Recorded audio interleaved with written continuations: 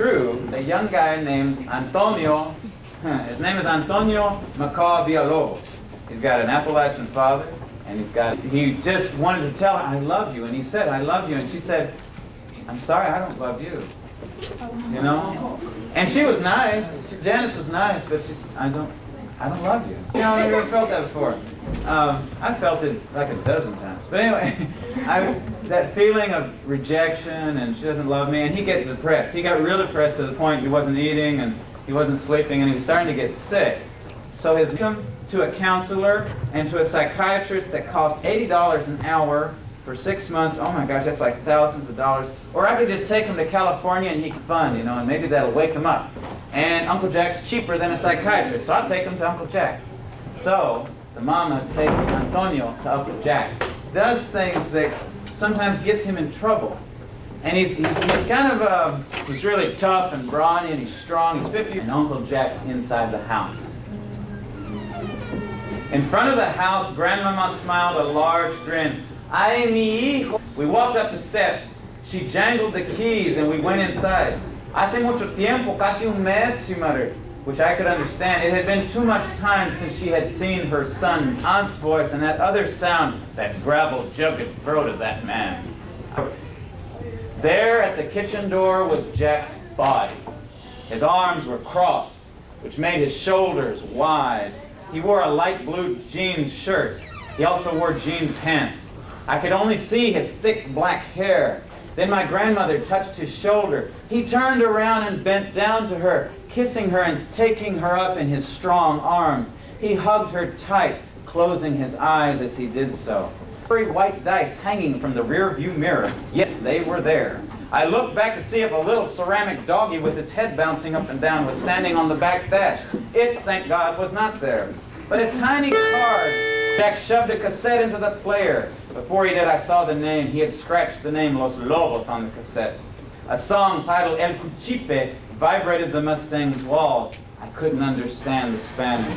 I turned to my Uncle Jack. He turned, grinned at me with his eyes hiding behind his sunglasses. He said nothing to declare who he was. He didn't have to.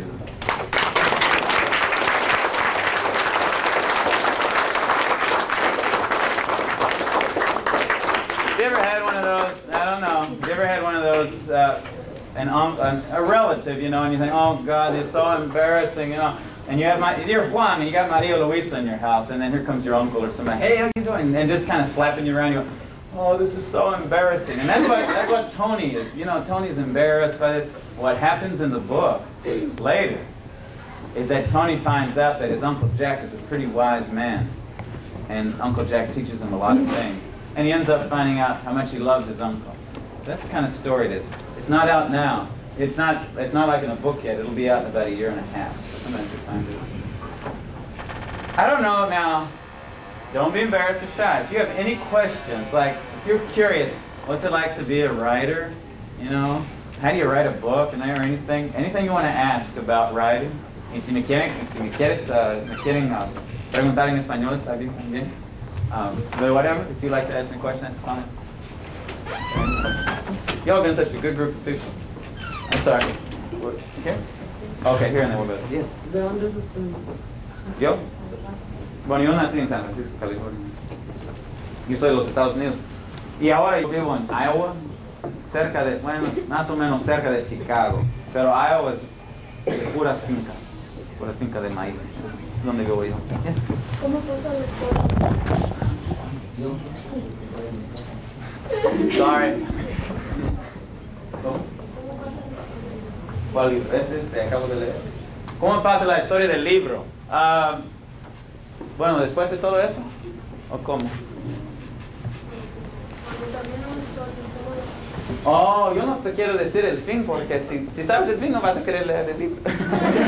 Pero algunas cosas pasan. Una cosa es que, Uncle Jack y Tony tienen que huirse porque un enemigo de México en Centroamérica y Sudamérica, la poesía es tan importante. Y hay un libro que se llama 20 poemas de amor y una canción desesperada. Y todos los jóvenes, los niños, los jóvenes, leen ese libro a sus novias para ganarlo.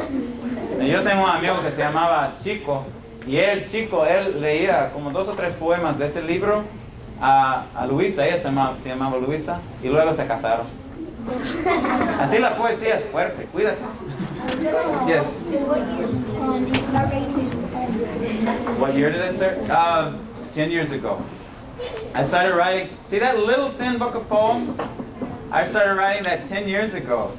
But I wrote a lot more, and then I cut it down to this. Now I have another book that's that thick. It's A Fire in the Earth. It's 1.5 inches thick, and it's a long story. So, but poetry books are usually smaller. Because you can hold, you can carry them around, you can pull them out. You can read one poem, and, oh, that's nice, qué bonito, qué simpático. Put it back away. Okay, let's see. We'll go this way. How much does it take to make a book? Like time? How much time? It took me, I think, 5 years to write my novel, A Fire in the Earth. But this book about Jack and Tony, I only wrote that in a year. It took me about a year to write. And you got to sit down every morning. I get up at 5:30, 6 o'clock, I get my cup of coffee. I'm sitting in front of my typewriter or my computer, and I write from like 6 to 10 every day, except Sundays, 6 days a week, and for about a year, and then you get a novel finished. Yeah, it takes time. Over here. How do you start to be a poet? Oh, how do you start to be a poet? Well, first, you get to know Maria Luisa, and you're inspired.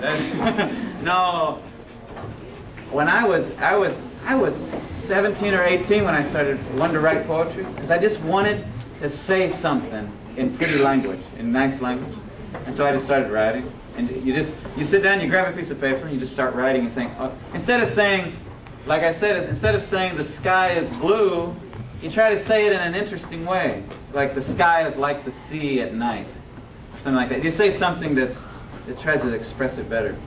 But you can do it. How old are you? How old are you? Start writing. Go ahead. Yes. For how many years have you been writing poetry? 15 years. How many years have I been writing poetry? 15 years. I mean, for really seriously writing it, 15 years, yeah.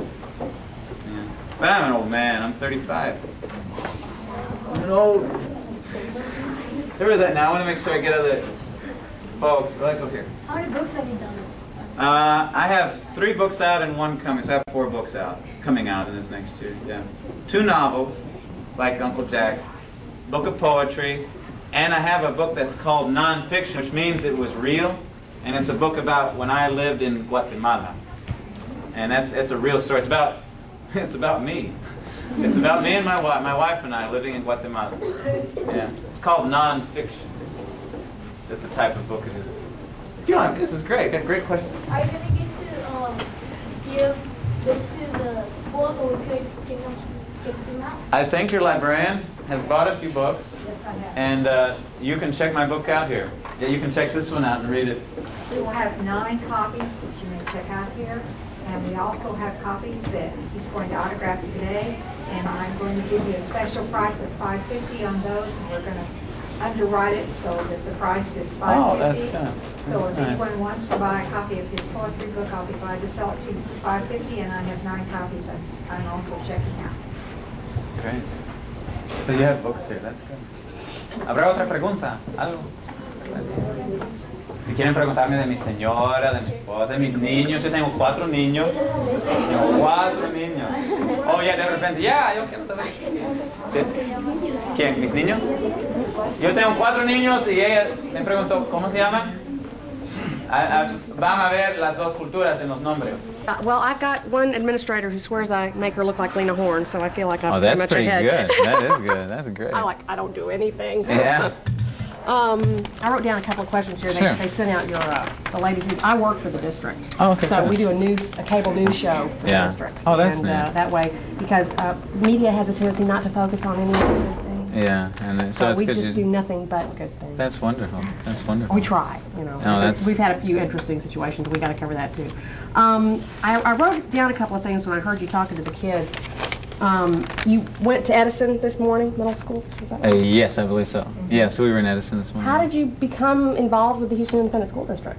Oh, it was through Arte Publico. My publicist, Maria Tristan, who was with Arte Publico, set all this up and got me into the school district, which I'm really glad, because it's rare that I get a chance to go to